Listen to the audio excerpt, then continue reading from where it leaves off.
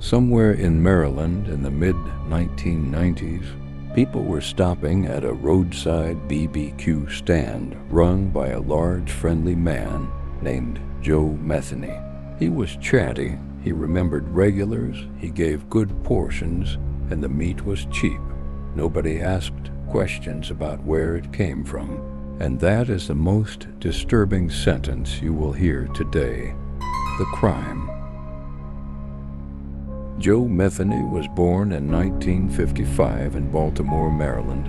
His childhood was defined by instability, poverty, and a father who was largely absent.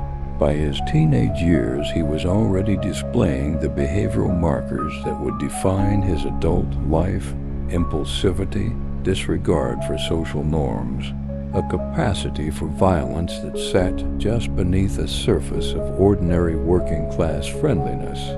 Between 1994 and 1996, Metheny killed multiple women in the areas around Baltimore. The exact number he killed is disputed, and Metheny himself gave inconsistent accounts over the years. What is not disputed is what happened after the killings. Metheny dismembered his victims. He disposed of most remains in the river or buried them in the surrounding land. But some of the remains he did not dispose of in the river. Some he kept. And this is where the case crosses from violent crime into something that required a different category of psychological explanation entirely. Metheny later admitted that he consumed portions of his victims and that he mixed human remains into the meat he sold at his roadside BBQ stand. In 1996, Metheny was arrested, not initially for murder, but on unrelated charges that put him back in contact with law enforcement. During questioning, something shifted. Metheny began to talk, not because he was broken down by interrogation, but because he appeared to want to talk. He described his crimes with the same tone someone might use to explain a home repair project. Part 2.